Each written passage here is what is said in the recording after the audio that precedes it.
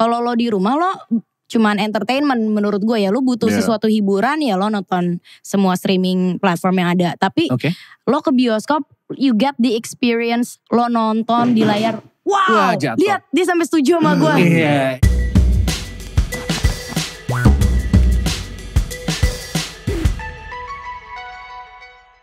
Gimana guys, udah pada nonton bioskop lagi atau belum? Udah kembali ke bioskop atau belum? Pasti kalau udah kembali ke bioskop banyak nonton film-film Indonesia yang seru-seru banget. Dan lo mungkin penasaran kira-kira ada apa lagi nih sama industri film Indonesia. Atau mungkin lo ternyata tipe orang yang lebih suka di rumah aja gara-gara lebih nyaman nonton streaming service. Nah siapa nih di antara keduanya yang pengen ngobrol-ngobrol barengan sama kita? Karena gak cuma gue sendiri, gue bakal ditemenin sama dua orang bintang tamu di sini. Yang pertama adalah seorang aktor, Martinelli di sini, apa kabar? Hai. Ajo Kawir. Baik-baik Ajo Kawir. Langsung suaranya. Ajo Kawir. Langsung suaranya. Coba suara Ajo Kawir gimana? Baik-baik saja. Oke, dan berikutnya juga kita ditemenin sama seorang yang sering ada di balik layar dan juga dulunya di depan layar. Dulu. Sudah ada di YouTube sebelum YouTube lebih dari TV Boom. Betul. Nah ini di sini apa kabar? Baik, hai semua. Jadi kita bakal ngobrol-ngobrol seputar industri film Indonesia dan ngobrolin seputar banyak banget yang berhubungan sama mereka berdua. Tapi sebelumnya kita mau reminder kalau sebelum proses syuting ini dilakukan kita semua udah tes COVID-19 dan kita semua sudah melaksanakan protokol kesehatan. Ini kita duduknya juga dijarakin nih. Jarakin. Gini, jarakin. Setengah lencang kiri. Oh boleh. Jadi mudah-mudahan semuanya dalam keadaan sehat-sehat dan juga aman-aman aja. Dan mudah-mudahan lo yang lagi nonton juga semua dalam keadaan sehat dan tetap mematuhi protokol kesehatan dari pandemi COVID-19. Kita bakal mulai obrolan kita untuk membacakan jawaban-jawaban dari netizen yang ada di sosial media kita. Makanya nih, kita pengen ngingetin juga buat lo kalau misalnya belum follow, ayo dong langsung di follow di Instagram kita di @mldspot. Karena lo bisa tahu update terbaru seputar konten-kontennya MLD Podcast. Atau mungkin nih lo belum subscribe, langsung dong subscribe YouTube channel kita di MLD Spot TV. Banyak banget nih konten-konten menarik dan inspiratif yang bisa langsung lo cek, di subscribe, di like, comment, share sebanyak-banyaknya. Dan yang terakhir, lo juga mesti bunyiin lonceng notifikasinya untuk YouTube channelnya. Sama, follow juga dong Spotify kita, MLD Podcast. Langsung di search, langsung di follow, langsung dengerin MLD Podcast kita yang terbaru dan juga yang sebelum-sebelumnya. Nah, kita bakal mulai dengan bacain pertanyaan kita yang ada di Instagram di @mldspot. Jadi pertanyaannya adalah, lo lebih nyaman nonton film itu di bioskop atau di streaming service? Kita lihat ada beberapa jawaban yang udah masuk ke sosial media kita di @mldspot. Ada @aditiap28. Enakan bioskop, lebih puas. Ambiennya semuanya mendukung. All around you. Keren. Kita ngomongin bisik-bisik aja. ASMR. Jadi gimana? Ini apa sih? Paling normal di sini dia tahu kalau gue perhatiin dia paling bener. Karena gue juga Gue kayak gila. harus sutradara dia. Tapi setuju gak kalau misalnya enakan di bioskop sebenarnya untuk nonton film? Iyalah, Iya. pastilah. Apa ya? Layarnya lebih gede, Oke. suhunya lebih dingin, terus kita bisa lebih fokus aja gitu. Surround sound. Oke. Kalau gini, rumahnya adalah rumah orang kaya Widih. yang punya home theater sendiri. Duh lebih gak? Asik. Dia bilang kayaknya lebih enak nonton di rumah tuh gimana tuh? Selfish sih. Ya mohon maaf dia berapa persen dari kita ini kan ya. Iya benar. Dia doang yang bisa nikmatin. Iya, kan? benar. ya. Kecuali dia narik tiket kita nonton di rumah dia. Oh, bisa juga tuh ya. Jadi ayo kita kaya supaya bisa punya bioskop sendiri. Iya. Lo juga setuju gitu kalau lebih nyaman nonton di bioskop daripada Gue di rumah? lebih suka nonton di bioskop karena experience-nya beda ya. Kayak lo ke bioskop lo tuh beli experience menurut Oke. gue. Kayak kalau lo di rumah lo cuman entertainment menurut gue ya. Lo butuh sesuatu hiburan ya lo nonton semua streaming platform yang ada. Tapi Oke. lo ke bioskop you get the experience lo nonton di layar. Wah, Wow, jatuh. lihat dia sampai setuju sama gue. Iya, ini Keren. experience yang juga ada nih. Iya, kayak gitu tuh contohnya. Itu kan bener-bener kayak berasa Out of nowhere. iya kan. Horor juga gitu Asli. kan. Benar. Apalagi gue tuh pernah punya pengalaman nonton bioskop 4DX yang goyang-goyang banget. Gue nonton Gravity di 4DX, gue keluar-keluar gue muntah. Gue nonton Star Wars ya. Udah gitu pas gue nonton ada adegan yang Millennium Falcon-nya pokoknya kayak nyiprat-nyiprat air. Ada air kan? Ada air banget. Terus itu mas-mas exercise-nya kan yang nyipratin air. Jadi bawah. Yang niup angin juga mas-mas ada belakang. Waduh. Tapi experience seperti itu ya yang kayaknya gak mungkin ada kalau di rumah. Benar dan ketika lo nonton dengan layar besar dan dengan kualitas suara yang 360 derajat itu, betul, lo tuh immerse ke dalam filmnya menurut gue. Kayak lo ngerasa bahwa lo tuh you're in it gitu. Tapi ketika lo di rumah kan ntar ada tahu bulat lewat lah, ntar malu ngetok lah, ini ada tolongin. Paket. Belum tiba-tiba, halo. Banyak banget distraction-nya banyak. Dan gue kan anaknya ADD. Gue boleh lanjut aja boleh lanjut aja, gak apa-apa. Anggap aja semua punya kamu. Gimana? Gue kan anaknya ADD ya. Jadi bioskop itu menuntut gue untuk gue bisa duduk in one sitting nonton 1 sampai selesai. Fokus ya? Iya, kalau gue nonton series tuh nanti gue tiba-tiba kepikiran kerjaan, pause dulu lah, gue bales email, terus apa segala macam gitu. Jadi itu sih kenapa gue menurut gue bioskop jadi pilihan nomor 1 gitu ya. Berikutnya dari @Neita_RFTE. Lebih suka pakai VCD atau DVD? Jadi seorang netizen ini lebih suka pakai VCD atau DVD? Kayaknya udah gak zaman VCD ya. Anda jangan nonton bajakan loh. Anda beli yang 10.000 dapat 3 film ya? Jangan dong, gak boleh. Kayaknya udah gak ada deh VCD dan DVD. Mungkin ternyata komen dia dari tahun 2015. Time travel dia. Benar. Oke. Coba berikutnya dia. Ada @Vicky Fadilah. Dia bilang streaming soalnya bisa rebahan sama colongan di tengah kerja. Ini berarti yang lo bilang tadi ya? Iya. Cuman ya gitu jadi fokusnya kepecah. Benar. Fokusnya kepecah terus habis itu ya emang sih lu dapat keleluasaan untuk ngambil minum dulu ngambil ini dulu pause dulu WC dulu apa gimana. Cuman kan tetap aja enggak berada. Benar. Direkturnya syutingnya untuk di experience di big screen. Masa betul. dikecilin. Iya benar. Detail-detailnya jadi gak kelihatan. Iya, apalagi nonton di HP. Mak 4K nontonnya di HP. Mak nangis gue. Taunya sinyalnya gak kuat. Jadinya buffer. Iya. Oke, yang terakhir nih ya. Ada dari @Samuel Kevin, dia bilang bioskop lah jauh banget soalnya feel-nya. Berarti ini sesuai sama obrolan kalian ya. Jadi so far sih lebih banyak yang suka nonton di bioskop. Tapi ada juga yang memilih untuk nonton secara streaming di rumah aja. Dan nontonnya bisa sambil beraktivitas macam-macam. Gak apa-apa lah ya, intinya mereka semua ini menghargai dan menonton film. Iya kan, apalagi film-film Indonesia yang kalian buat. Kalian produksi, kalian bintangi gitu ya.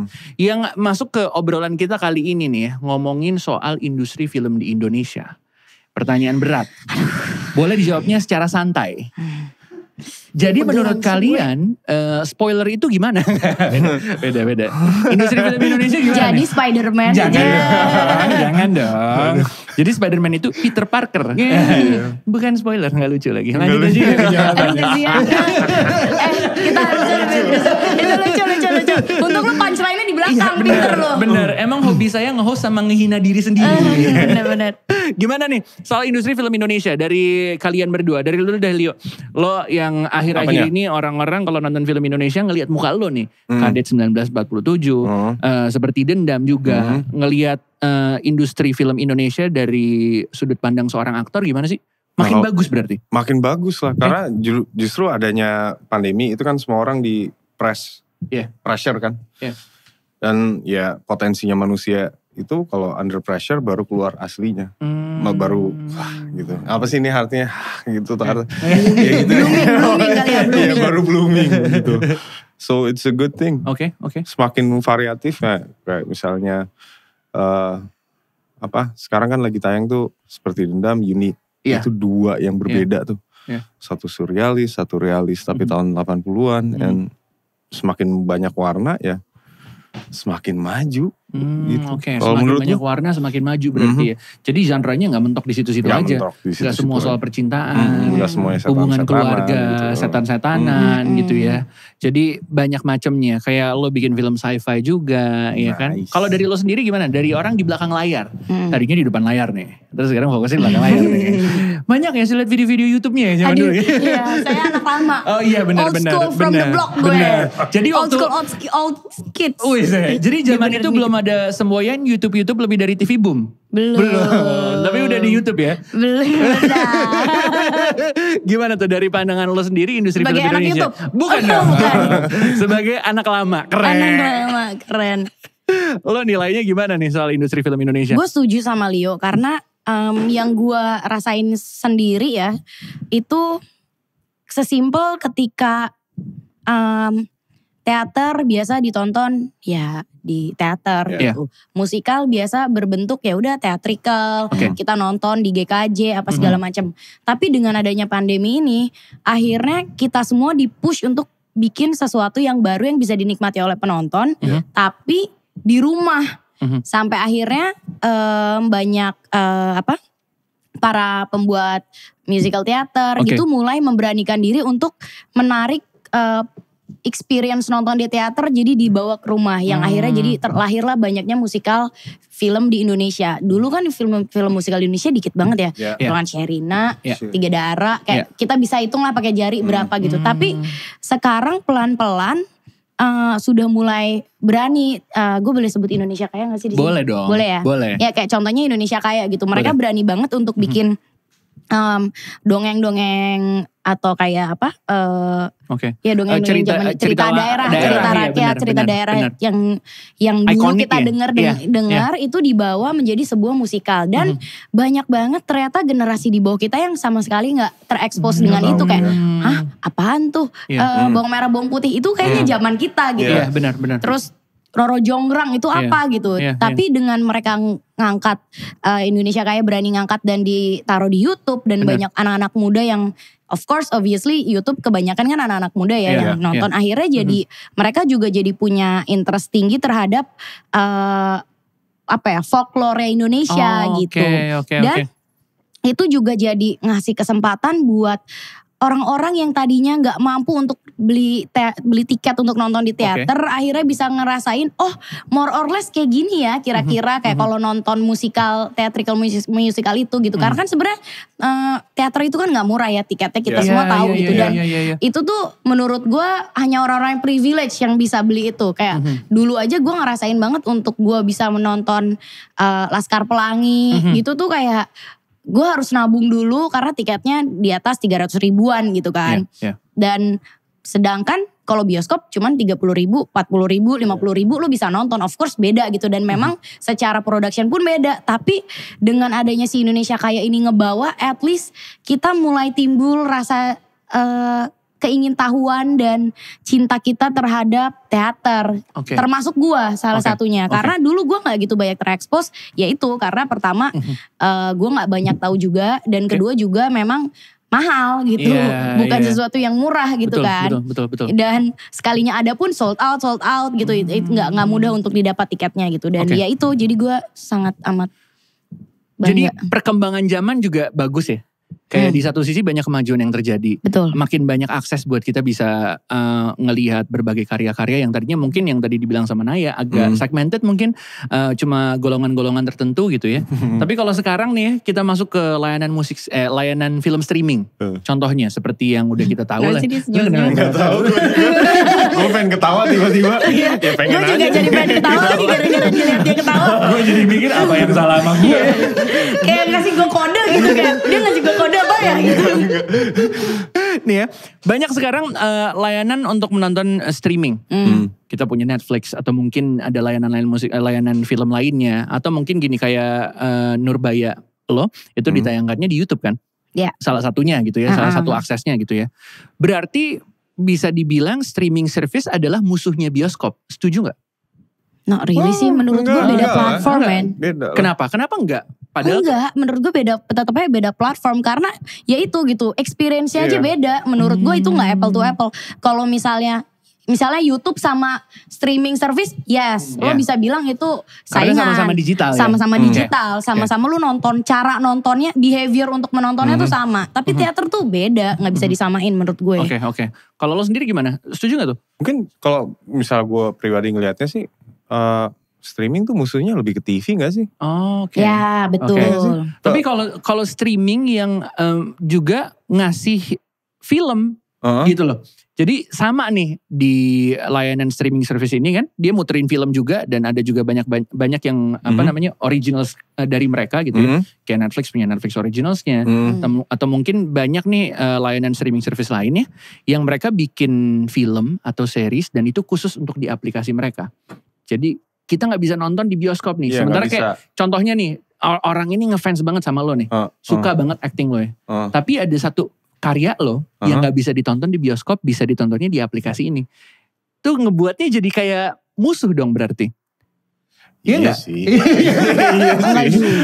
Enggak juga. Gue tergantung perspektif lagi. Enggak, maksudnya sebenarnya kan semakin banyak pilihan ya semakin bagus. Dan untuk buat dia juga menurut gue. Karena orang juga jadi ngenal dia gak cuma harus lihat di teater doang. Tapi his face are everywhere bro. Kayak di Netflix, di layar lebar, di streaming apapun itu. Terus di TV gitu. Justru semakin banyak lo semakin terkenal. Gue ngerti. Berarti justrunya bisa lo manfaatin jadi opportunity ya. Benar. Oke. Jadi lebih banyak ladang cuan sebenarnya. Itu dia. Pertanyaannya apakah Anda dapat cuannya? Segini aja. Sama dong. Jadi sekarang balik lagi ke pelakunya ya. Dan industrinya sendiri gitu ya. Gimana caranya memanfaatkan daripada memusuhi. Ya mending ngikut alurnya gitu ya. Benar bro. By the way nih ya. Dulu tuh kita susah banget buat nonton film-film festival. Lo cuma bisa nonton ketika ada festival gitu. Tapi sekarang lo bisa kayak contohnya Penyalin Cahaya gitu. Kita pengen nonton tapi adanya di JAV let's say atau di festival film lain.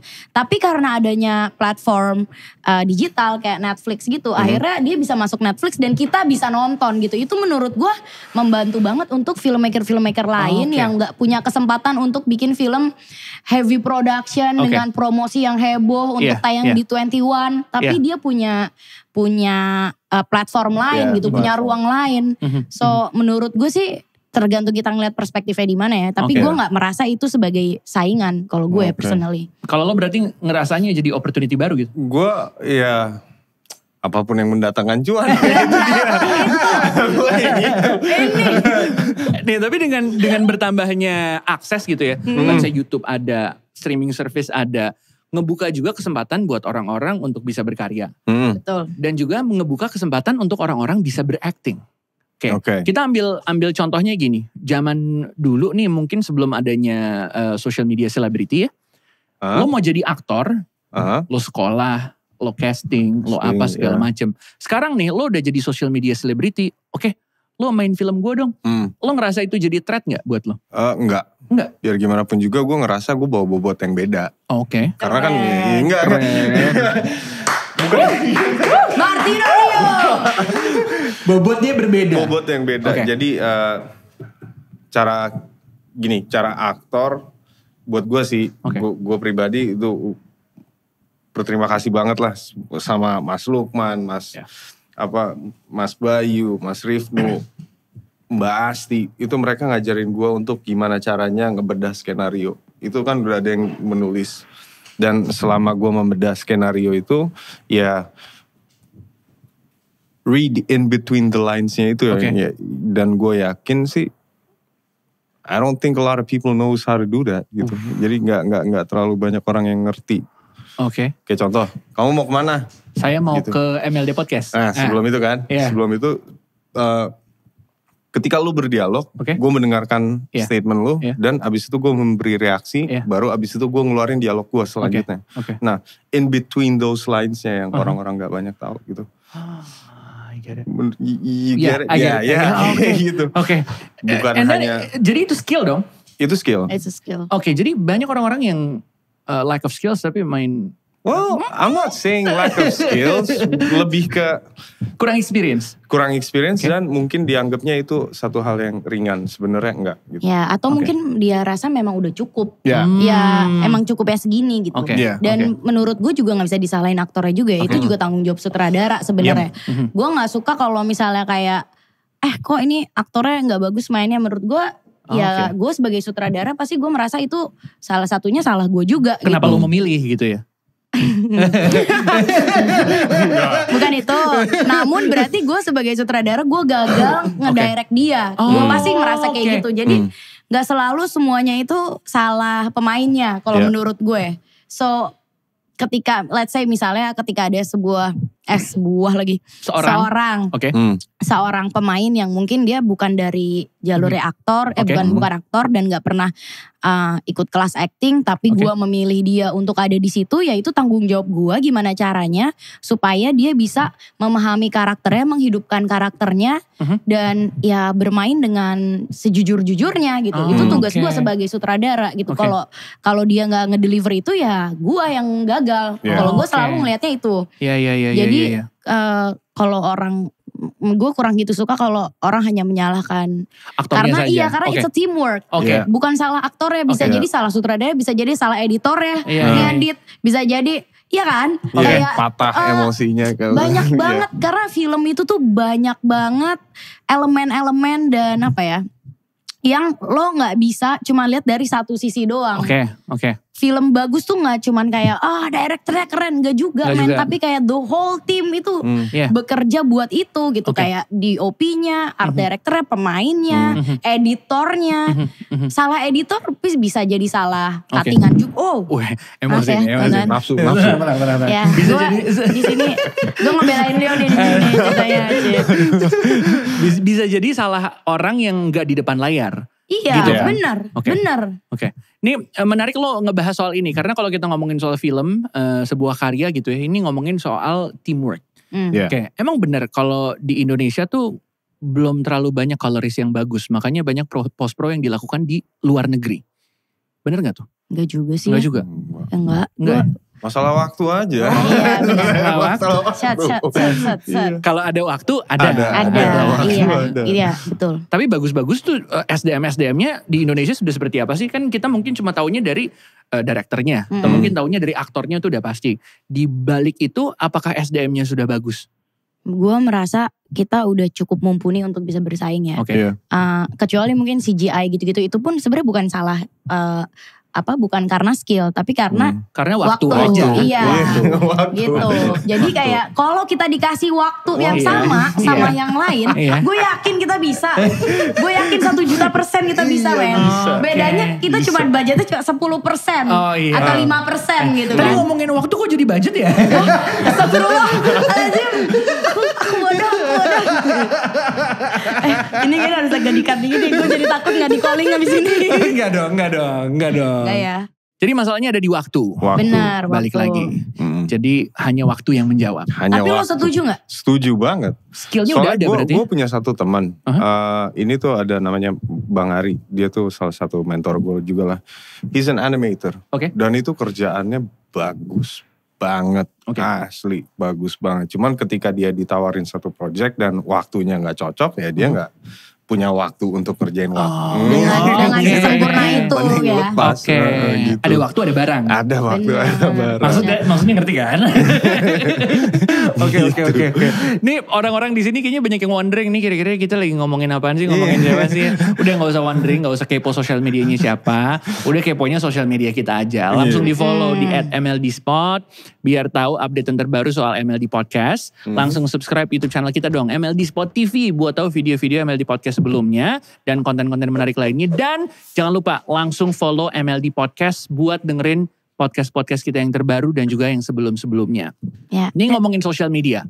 Sekarang kita hidup di masa di mana numbers are important. Yes. Alright. Jadi ada orang yang mungkin secara numbers bagus nih. Terus ada orang yang secara numbers gak bagus. Tapi yang numbers yang gak terlalu bagus ini, itu skillnya bagus banget. Tapi yang dipilih malah yang numbersnya bagus. Karena kenapa? Ia bagus untuk mempromosikan sesuatu. Let's say dia main don't lie, katanya sih gitu. Numbers don't lie katanya. Katanya iya kalau dia main di film ini kan nanti dia bakal post di Instagramnya, bakal post di Instastory-nya. Itu buat buzz yang sangat bagus sekali untuk promo marketing film kita. Oke. Ngehadepin tantangan seperti ini, seorang aktor seperti lo ngapain dong? Gue sih ya follower gue gak banyak. Asli follower gue sama sekali gak banyak. Tapi lebih banyak dari gue. Gue jadi pengen kepo. Tapi lebih banyak dari gue. Follower gue cuma 53 atau berapa gitu. Gak yang astonishing number yang kayak. Tapi it meant a lot ya. Iya. Yeah, because your followers are your fans and your friends, right? Iya. Oke. Iya, cuman ya gitu juga. Gue sih selalu berusaha untuk memberikan yang terbaik ketika gue masuk ke dalam satu produksi. 53,9 tadi gue udah cek. Iya, gitu. Bagus kok numbersnya. Iya. Bagus kok. Dibandingin yang lain lah. Dibandingin yang lain tuh yang udah MM-an gitu kan. Ngerendah dia. Enggak lah. Ya balik lagi. Oke. But what you get is my skill. Bukan my dedication. Oke. Gitu. Nice. Aduh itu gue kena banget lagi di gue. Kenapa? Kenapa? Kayak gue merasa tersentuh gitu denger itu. Ya karena gue merasa gue aduh. Ada tisu mau tisu? Oke, takut. Gue merasa kayak gue beberapa kali ngedirect dan experience pemain-pemain yang datang tuh nggak prepare dan itu jujur melelahkan gue banget sebagai sutradara. Jadi gue denger itu tuh gue agak terharu karena itu buat gue sangat amat ngebantu gue banget meringankan job gue gitu loh sebagai sutradara. Kayak gue beberapa kali tuh setiap take atau setiap ganti scene itu tuh gue harus ngedirect lagi, ngejelasin lagi. Terus udah gitu gue yang harus ayo reading yuk, ayo dong please, ayo guys reading, ayo gitu. Kayak gue harus ngajak-ngajak. Ingetin kejadian sebelumnya tuh apa. Gue harus yang ngingetin kayak before-nya ini, after ini lo inget. Dan itu kayak gak siap gitu gak cuma satu orang doang, kayak 5 orang yang harus gue ingat. Jadi gue harus mengingatkan satu-satu karakter. Gak ada. Misalnya kayak 5 atau 6 orang gitu misalnya. Ya gue harus ngingetin satu-satu dan jujur itu melelahkan gue secara mentally dan physically ya. Karena gue jadinya, dan apalagi ketika lo gak punya banyak waktu untuk bisa ngedirect seperti itu. Dan apalagi ditambah lagi juga misalnya kayak projectnya tuh bukan cuman project film. Kalau project film kan lo satu cerita panjang gitu kan. Tapi when it comes to misalnya series atau web series gitu. Setiap episode kejadiannya beda. Dan setiap episode itu gue capek banget cuy. Kayak dan lo kan syutingnya lengkap-lengkap gitu. Jadi gue harus. Sekarang episode 6 ntar episode 1. Iya lengkap-lengkap gak semuanya ceritanya. Jadi gue harus kayak ngingetin setiap karakter di scene. Particular scene itu di episode yang entah berapa, sebelumnya gimana, setelahnya gimana, satu-satu. Dan jujur itu buat gue capek banget. Jadi ketika gue denger Leo ngomong gitu, gue sejujurnya sebagai sutradara gue terharu karena gue merasa ada yang merhatiin gue gitu. Kayak dia baik banget sih, dia meringankan pekerjaan gue gitu. Gue terharu. Gitu makanya gue tadi agak choking sedikit, mohon maaf agak emosional. Gak apa-apa. Gue ngeliat mata lu berair lagi. Ya Allah, gue harus gimana? So thank you udah mengerjakan homework lo dengan baik. Nice. Nih jadi pelajaran juga buat kita semua gitu ya. Jadi buat lo yang nonton, siapapun lo. Yang mau jadi aktor suatu hari nanti, kerjakanlah PR Anda. Mind blowing. Kita balik lagi ngomongin soal teknologi ya. Di satu sisi banyak banget hal-hal yang bisa ngebantu kita untuk teknologi. Dari lo sendiri Leo, aktor gitu ya. Teknologi mempermudah lo dalam sisi apa untuk berakting? Untuk apa nih? Apa aja teknologi gitu ya. apanya? Kameranya atau apa? Boleh semuanya, atau mungkin sosial media juga, atau mungkin secara research jadi lebih gampang. Let's say karakter lo di Kadet 1947 atau karakter lo di Seperti Dendam gitu. Lo harus research balik lagi ke tahun 80-an, 40-an gitu ya. Iya, untungnya sih jadi lebih gampang ya kita ngedapetin informasi. Dan kalau misalnya kita ngomongin dari segi kamera, nah itu dia. Kameranya kan yang kalau untuk Dendam kita pakai 16 mili. Nah kalau untuk Kadet kan kita pakai digital. Ari apa gitu. Pokoknya formatnya LF, gue gak ngerti itu artinya apa. Apa tuh formatnya LF? Gue gak ngerti. Yang gue tau kalau seperti dendam tuh pakai film ya. Iya pakai film. Kamera film ya. Itu 2 project yang waduh gila. Bertolak belakang banget.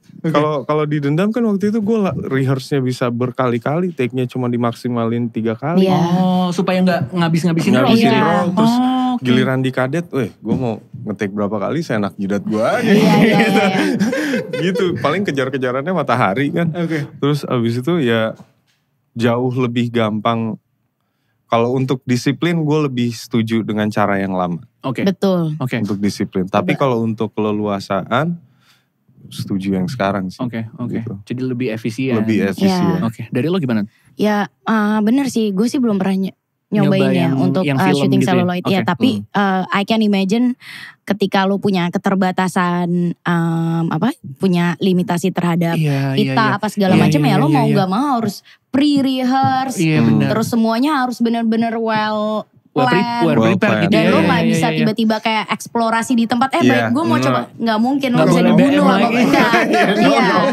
Jadi lo benar-benar harus sedisiplin itu. Semuanya sih, mungkin gak cuma buat aktor doang, tapi the whole crew harus bisa seperti itu. Sedangkan kalau di digital ya, ibaratnya kalau tiba-tiba lo, kayaknya gue pengen ganti deh shotnya, kayaknya lebih enak kesini dikit. Lo masih gak apa-apa, lo gak dipukulin satu RT gitu.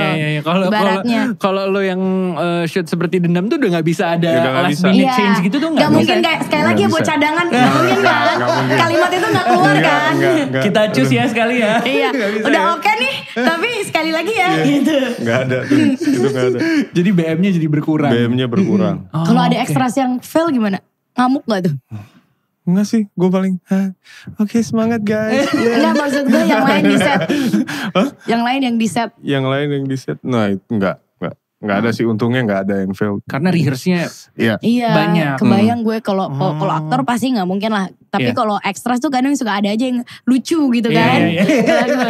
Gue pernah waktu itu syuting ya. Extrasnya tuh seharusnya dia belum masuk. Belum in frame. Tapi dia kecepetan. Jadi dia udah in frame. Tapi dia sadar di tengah-tengah. Shit, gue udah in frame. Lalu dia moonwalk. Itu lucu sih. Asli itu lucu sih. Kayak, terus dia kayak, berharap pasti ketolong gitu. Sudah tidak tertolong. Di teknik. Kok bisa gitu? Tapi lucu ya, maksudnya perkembangan zaman seperti ini, kita ngerasain berbagai macam zaman, situasi gitu ya. Kayak sekarang kan juga lagi zamannya NFT. Sekarang lagi zamannya metaverse, lagi zamannya segala macam soal kripto gitu ya. Lu main kripto gak tapi? Main lumayan, tapi gak pernah untung. Iya, turun terus. Untung gue narik duluan sebelum dia turun, gue takut banget. Nah itu tuh, jadi kalau misalnya satu hari nih, lo buat karya tapi dibayarnya dengan kripto, atau mungkin dibayarnya dengan lo dikasih tanah di metaverse gitu, lo mau terima gak? Look, I'm just gonna be, gue gak mau pura-pura kayak gue tahu, gue gak ngerti lu ngomong apa. Asli. Jadi metaverse tuh kayak dunia digital gitu lah, seperti itulah. You can buy property dunia Matrix there. Gitu. Terus kayak lo benar-benar bisa punya karya seni di sana yang dijual secara digital, yang bisa di-converse ke currency kita di dunia nyata. Let's say lo dibayar dengan Bitcoin 0,000 berapa persen gitu. Yang ternyata kalau dirupiahin bisa sampai harga lo sekarang. Let's say satu film lo dibayar berapa. 1 Bitcoin. Iya, 1 Bitcoin tuh 500-an juta. Waduh. Gue enggak sih, enggak mau. Enggak mau? Kenapa? Karena itu kan lu sama aja kayak dibayar pakai sesuatu yang gambling. Iya. I want something real. Terus dia baru belum ditarik udah turun Bitcoinnya. Ini gitu langsung segini ya. Tiba-tiba Bitcoin jadi 40 juta anjir. Kenapa? Apes banget. Gue jadi rugi bandar. Kalau lo mau, kan lo udah main Bitcoin nih, jadi kayak lo ngerti 1-2 inilah ya. Mau sih gue kayaknya. Mau ya? Kalau gue. Atau mungkin bikin film tapi di metaverse. Mau. Gue actually tertarik. Untuk coba screening film tapi di metaverse. Kayak waktu itu. Apa? Siapa? Coldplay ya yang sempat manggung di. Di mana? Di Jordan. Bukan? Greece. Bukan. Iya. Kalau itu dia live di YouTube. Ada yang manggung di Fortnite contohnya. Nah Fortnite. Fortnite. Bener, Travis Fortnite. Scott. Salah satunya Travis Scott. Jadi Fortnite kan game kan ya? BTS jadi juga pernah main di BTS Fortnite. juga pernah. Jadi dia manggung di sana dan experience-nya tuh bukan cuma di satu panggung doang. Dia dari yang kecil tiba-tiba bisa jadi segede apa. Kita bisa ngeliat, meledak, terbang. Itu sambil orang-orang lain? Iya, terus kita semua jadi pada nonton konser gitu cuy. Dengan karakter lo nonton konser gitu. Baru-baru ini Justin Bieber yang ngelakuin itu, dia live di Metaverse. Keren juga. It's a new thing ya. Yeah, it's a new thing. Dan gimana ya, agak susah untuk keep up sih ya. Kalau misalnya kita gak cari tahu, apalagi search di social media dan segala macamnya. Mungkin salah satunya bisa cek ke Instagram kita, @MLDspot. Karena kita bisa update terbaru ya. Kebetulan host udah lama, jadi halus gitu ya. Jadi di follow @MLDspot, subscribe YouTube channel kita di MLDspot TV, dan langsung dengerin MLD Podcast di Spotify. Halus ya. Bagus. Suara lo renyah ya kalau gue perhatiin. Kayak kerupuk. Apa kayak opak. Jadi kepikiran main kripto. Tapi 2022 dan seterusnya gimana nih untuk karir di dunia seni peran seperti lo? Apanya nih? Apakah di Indonesia bakal lebih berkembang lagi dan lebih bagus? Ya mudah-mudahan sih. Habis kalau misalnya ngelihat orang-orang yang di barat sana kan mereka mulai perhatiannya ke kita dan mereka mulai masuk ke sini nih. Oke. Kayak just sekarang Netflix Originals kan mulai produksi di sini pakai aktor-aktor sini pakai apa. Dan ya kayaknya bakal jauh lebih berwarna daripada sebelumnya. Tapi di saat Indonesia juga berkembang gitu ya, di luar sana Hollywood juga berkembangnya gila-gilaan. Kita ambil contoh gini deh, di saat film lo tayang, seperti Dendam, dan juga ada film Yuni di situ, tapi di satu sisi ada Spider-Man No Way Home. Waduh. Yang ngebuat, kalau di Jakarta mungkin banyak ya teater-teater yang masih menayangkan film, tapi ada beberapa teater mungkin di luar kota sana yang akhirnya film Indonesia di take down semua, film luar negeri yang berkuasa. Gimana nih tanggapan dari lo dulu nih, orang di belakang layar gitu ya yang... Kalau gue ya namanya hidup ya guys, gimana kita bisa apa? Pertama ya, kita bisa apa? Ya gak sih, namanya juga hidup. Mohon maaf nih, siapalah saya di sini ya kan, hanya rempah-rempah doang, remah-remah. Dan kedua juga gue gak mau menyalahkan bioskopnya karena mereka doing business. Dan if the business, apalagi pandemi kemarin ya. Dan if bisnisnya goes well di situ ya, gue bisa apa? Sekali lagi, gitu. Pasti mereka juga akan memilih kecuanan. Mau gimana dong duitnya di situ gitu kan.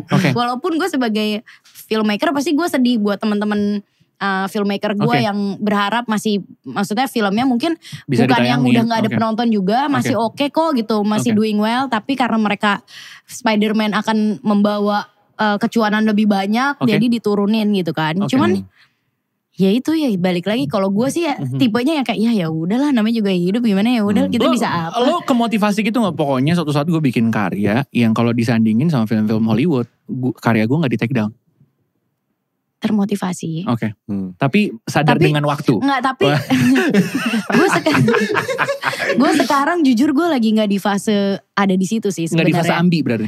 Bukan, cuman gue kayak udah capek ngelihat diri gue dari penonton. Maksud gue itu jadi bikin gue stres setiap gue berkarya, kayak kok penontonnya dikit, kok penontonnya gak suka. Itu bikin gue stres banget. Jadi gue kayaknya sekarang gue lagi di fase dimana ya gue bikin film ya karena gue cinta. I love doing it, I love my job, and it's my passion. And gue gak peduli orang suka apa gak suka. Yang penting ketika gue mengerjakan itu, gue mengerjakan 100% dari hati gue. Dan gue selalu ngasih yang terbaik buat apapun project itu. Mau gue suka, mau gue gak suka, mau di tengah-tengah gue sebenernya benci sama projectnya. Tapi gue selalu ngasih yang terbaik apapun itu. Dan tetapi itu kadang suka bikin gue hancur ketika hasilnya tidak sesuai dengan ekspektasi gue. Atau misalnya bukan hasilnya, cuman penontonnya misalnya gue berharap dengan semua effort yang gue taruh, the amount of effort dan kayak energi magnitude yang gue berikan itu gak sebanding dengan apa yang gue dapet. Akhirnya gue jadi kecewa gitu. Gue jadi merasa kayak apa gue yang salah ya, apa mungkin gue gak bakat kali ya jadi director, apa gue cari project lain apa-apa gitu. Itu malah bikin gue insecure. Jadi gue sekarang udah karena pandemi dan lain-lain, akhirnya gue decide untuk kayak ya udahlah, life is short dan gak selalu semuanya itu harus dari numbers gitu. Yang penting gue suka and gue mau ngerjain itu, that's it. Gitu. Cocok tuh bikin film dokumenter judulnya Dikecewakan Industri. Gue sih gak kecewa sama industrinya. Sama apa dong? Gak ada sih, mungkin ekspektasi gue aja yang ketinggian ya. Bukan salah penonton juga, bukan salah industrinya juga menurut gue. Ya namanya takdir, kita mau bisa buat apa? Itu namanya rezeki bro. Nggak, tapi gue lama-lama gue sadar akan itu. Kayak ada yang filmnya bagus banget, tapi penontonnya sedikit. Ada yang filmnya kalau lu tonton jujur kayak, lu pasti pernah kayak nonton satu film. Kok bisa ya? Penontonnya jutaan, pasti lu ada dong, pernah dong. Ya itu, ya udahlah itu memang rezekinya dia. Kita bisa ngomong apa gitu. Kayak semuanya tuh it's all about timing sama momentum sih. Momentumnya itu betul bro. Ketika semuanya lagi bikin A, B, C, kita bikin Z, jadi pusat perhatian gitu kan. And then ini udah jadi sesuatu yang beda. Gimana lu ride this wave? Benar. It's all about that. Jadi riding the wave bisa jadi salah satu solusi juga untuk industri film Indonesia? Bisa. Bisa. Kali. Walaupun, gak tahu. Walaupun itu belum tentu. Belum tentu juga gimana nasib aja gitu kan. Tergantung nasib dan algoritma. Betul. Nasib dan algoritma. Kecuali kita bisa merubah algoritma itu. Bisa gak? Betul. Gak bisa kayaknya. Tapi banyak nih inovasi-inovasi baru seputar teknologi juga. Let's say gini, kayak AI, Artificial Intelligence yang mungkin nanti bakal berperan sebagai DOP lo.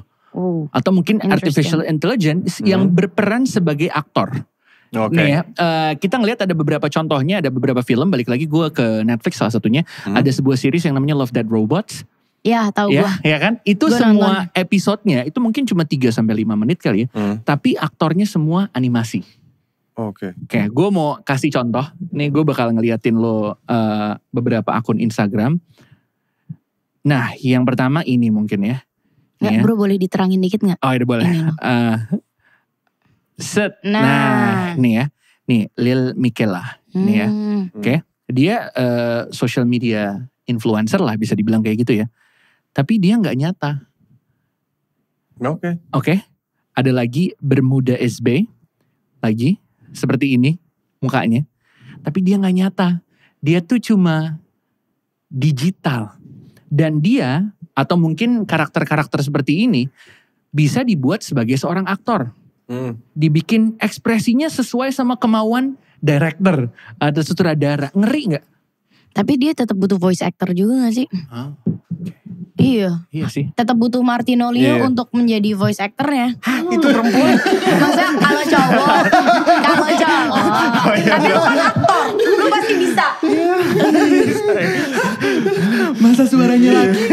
Tapi pecah sih kalau misalnya kayak ada aktor, ada kayak peran cewek, tapi ternyata yang ngisi suaranya cowok. Iya dong. Bentukannya gitu lagi. Pendapat lo gimana nih soal hal-hal seperti ini? Ya itu dia. Majunya kadang-kadang gak terlalu takut sih. Itu kan artificial. Plus balik lagi, manusia itu pasti suka sesuatu yang organik kan.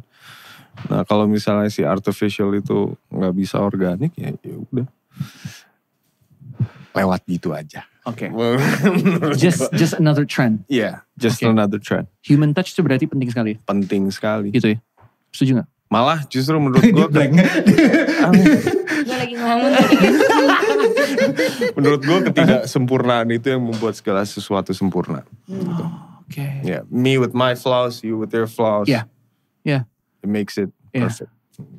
Terlalu perfect juga kadang-kadang gak bagus. Kayak yang terlalu robot. Ada yang terlalu sempurna ya di hidup ini? Ada. Apa sih? Gue belum pernah nemu yang terlalu sempurna di hidup Ada yang terlalu sempurna? Apa? Ekspektasi. Bisa. Oke, pertanyaan terakhir nih sebelum kita udahin ngobrol kita kali ini gitu ya. What should we do? Untuk orang-orang yang berada di industri kalian, di industri film yang ada di Indonesia, apa yang harus kita lakukan? Dalam hal in general.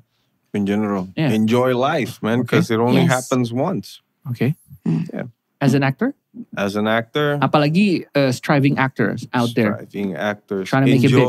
Gini, kalau buat gue sih dulu waktu gue masih berproses, gue selalu ngelewatin hal-hal yang menyakitkan. And it's not always fun. Bahkan lebih sering marah-marah, nangis-nangis daripada gitu-gitu. Tapi sekarang, it will only make you a better person. Buat gue sih, karena gue lagi ngerasain sekarang, and I feel rich. Rich of life gitu, gak tahu kenapa. And money. Enggak juga sih. Gue masih ngepas. Ya itu yang penting itu tau, cukup ya. Sebenarnya kayaknya salah deh, kayak stigma filmmaker atau kayak industri film tuh orang kaya-kaya tuh gimana sih? Gue sampai sekarang gue bertanya, gue yang salah apa gimana? Kok gue beda sama orang lain nasibnya gitu. Kayaknya enggak deh. Itu lebih ke kalau lo berarti buat filmmaker. Buat filmmaker, I think just life is too short. Pandemi mengajarkan gue itu dan just experience things at least once, whatever that is. Kayak lo mau maju jadi filmmaker tapi lo nggak berani, just try bro. Why don't you just try at least sekali dalam hidup lo ngerasain dan ya udah dari situ lo tahu lo mampu atau enggak gitu. Terus even in life gitu, shit happens gitu kan dalam hidup. Ya gimana namanya juga hidup gitu kan.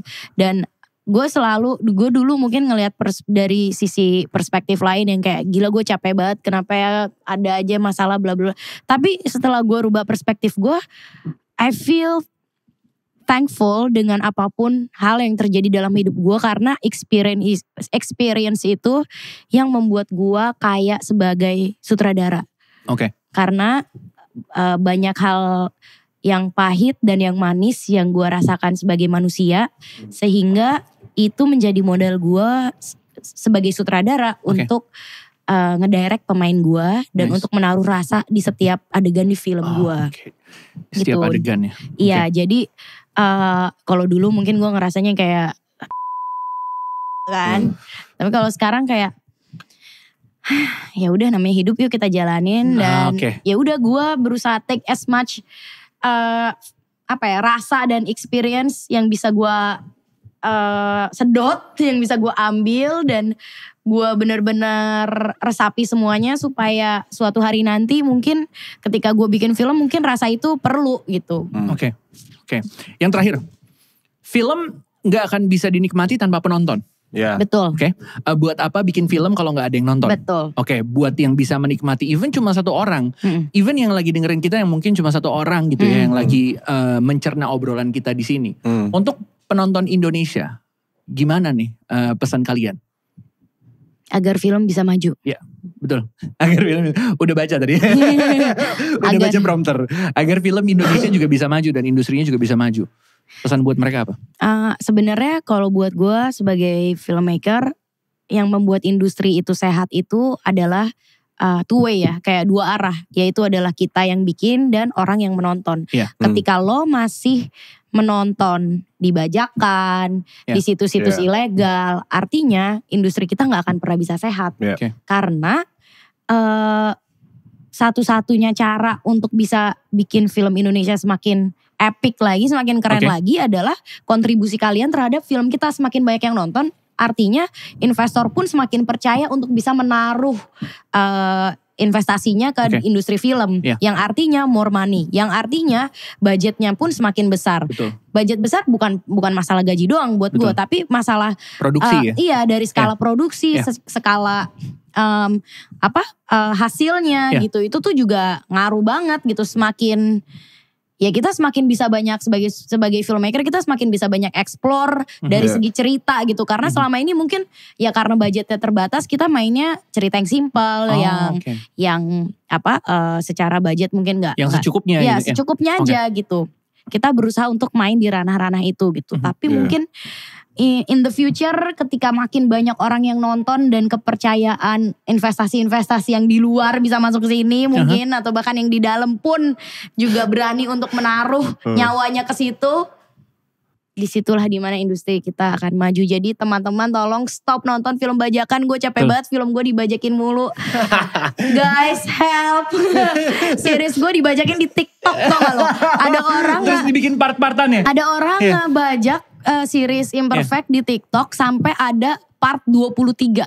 Dari 1 sampai 23. Jadi kan TikTok 3 menit kan? Iya. Jadi dipotong-potong part 1, next part 2, sampai full satu episode. Iya, sampai full 1 episode. Itu di TikTok. Di Telegram itu juga banyak banget. Gak boleh yang Gak apa-apa. Gue saking amazed-nya gitu loh. Kayak lu juga aware banget soal ini. Iya, dan gue sempat masuk ke dalam Telegram yang ngebajak Imperfect gue. Jadi mereka bikin grup gitu, Imperfect ini. Dan itu membernya tuh ada 100 berapa puluh ribu, bro. Oh gila. Gue masuk ke dalam situ terus gue kayak tolong dong jangan baca film. Terus kenapa sih guys gak nonton? Wah mahal tahu, lo gak ngerti itu tuh mahal. Terus aku bilang guys cuma 15.000 doang. Gue bilang gitu. Itu kan gak mahal. Itu kuota lo juga habis kali buat ngedownload filmnya juga sama gitu kan. Terus mereka yang kayak jangan banyak baca, lo gak ngerti, lo dasar soto. Emang lo siapa? Emang lo bikin? Iya gue sutradaranya. Ya udah deh, maaf deh kalau gitu. Minta maaf. Tapi tetap dibajak. Habis itu gue di-kick dari grup itu. Cuman ya itu gue sebagai sutradara film gue sedih banget ketika itu terjadi. Dan jadinya kan sekali lagi secara numbers kita nggak don't add up gitu kayak virality-nya sebesar itu. Gitu, benar. Tapi nggak masuk ke situ gitu. Jadi ya gimana gitu. Dan gitu jadi pembajakannya tuh dengan cara baru gitu loh. Iya men. Kayak gak bikin VCD atau DVD bajakan terus dijual di store lagi. Men, di TikTok bro. Telegram. Bro, dan itu tuh orang niat banget semua pada nonton yang kayak part 1 sampai part 2-3 di TikTok. Lo cari deh nama lo hashtag di TikTok gitu. Ya, biasanya suka muncul tuh potong-potongan film. Gue gak ada TikTok. Bikin. Dari lo sendiri. Gue harus joget-joget juga. Jelek banget bentukannya gini lagi. Kalau point of view lo sebagai seorang aktor untuk penonton Indonesia supaya industrinya makin maju. Ya kurang lebih sama sih. Cuman lebih ke pahamin dulu gitu. Di balik satu produksi itu ada tangisan, ada marah, ada sedih, ada semua emosi yang kita harus lewatin demi itu bisa jadi barang gitu. Atau tontonan yang kalian bisa nikmatin sama-sama. Cuma kalau misalnya gimana sih lu udah susah payah, lu udah sakit hati, lu udah seneng, lu udah apa, terus tiba-tiba jadi. And then tiba-tiba ada yang ngerampas. Itu gimana sih feel-nya? Plus ditambah lagi orang-orang ngelihat aktor-aktor tuh it's about glamour and all that. Itu lebih sedih juga sih gue ngeliatnya. Gimana ya? Mungkin kalau gue sih dari dulu selalu ngelihatnya gini, power dari seorang aktor itu adalah mereka punya ability untuk menginspire kan. Kayak contoh hanya dengan Red Cape, si Christopher Reeves berhasil membuat semua anak kecil di dunia bisa terbang. That's the power an actor has gitu kan. Nah, gimana caranya kita sadar betul kalau kita bisa mempengaruhi banyak orang gitu kan. We can make people believe that we're a doctor. We can make people believe that we're soldier. Sehingga membuat mereka, gue habis nonton ini. Gue mau jadi semangatnya ada. Pahamin itu aja dulu. Nah, kalau itu diambil karena para penonton gak nge-support selayaknya. Yang seharusnya gitu. Nah, terus lu dapat inspirasi dari mana? Wow. Gitu. Gak semua orang suka baca. Gak semua orang suka mendengar. Mereka harus punya stimulant. Another stimulant which is visual. Ya udah. Terus kalau itu diambil. What are we going to become? Gitu. Oh sama satu lagi sih, gue tuh lagi enak banget sama orang-orang yang kayak misalnya karena tahu gue sutradara gitu ya, terus kayak kenapa sih film Indonesia tuh kayak gitu-gitu aja, kenapa sih yang gini-gini. Terus kalau gue tanya, emang lu terakhir nonton film Indonesia apa? Ya gue nggak nonton sih, soalnya gue nggak suka terakhir kayak filmnya tuh pasti horor pasti cheesy. Belum nonton udah. Nontonnya film-film bule gitu, tau kan lo? Ada kan orang tipe-tipe orang yang seperti itu kayak lu kritik film Indonesia tapi lu nggak nonton. Mohon maaf gitu kan? Ya lu nya juga kagak nonton gitu. Itu juga gue sebel. Semua bisa dimulai dengan lo nonton film Indonesia. Betul. Lo bisa jadi bagian dari industri film Indonesia dan sama-sama memajukannya, meyakinkan para investor juga, dan meyakinkan para aktor, dan membuat industrinya jadi lebih maju lagi, supaya buat lo yang cuma ngomong kenapa gitu-gitu aja, omongan-omongan itu bisa ditutup. Karena kita semua di sini sama-sama bekerja dan kita semua di sini sama-sama menginspirasi untuk lo bisa punya semangat baru. Keren. Iya. Oke, kalau gitu terima kasih ya udah ngobrol-ngobrol barengan sama kita di sini. Yuk, sama-sama. Terima kasih udah menginspirasi orang-orang yang nonton dan dengerin kita di MLD Podcast. Dan kita mau ngingetin aja untuk terus dengerin MLD Podcast dimanapun lo berada. Langsung follow kita di Spotify MLD Podcast buat dengerin podcast kita yang terbaru dan podcast-podcast sebelumnya. Jangan lupa juga nih untuk subscribe YouTube channel kita di MLD Spot TV. Nyalain lonceng notifikasi, di subscribe, di like, di komen, di share sebanyak-banyaknya. Buat dapetin informasi seputar konten-konten terbaru kita di MLD Spot TV, langsung di subscribe. Dan terakhir follow juga doang Instagram kita di @MLDspot. Bisa ngobrol sama bintang tamu, bisa langsung request bintang tamu di MLD Podcast berikutnya siapa, langsung di follow @MLDspot. Kalau gitu gue Reza Kadri pamit. Terima kasih banyak Martino Leo. Terima kasih banyak Naya udah ngobrol-ngobrol barengan sama kita. Dan yang terakhir, and get yourself inspired by MLD Spot.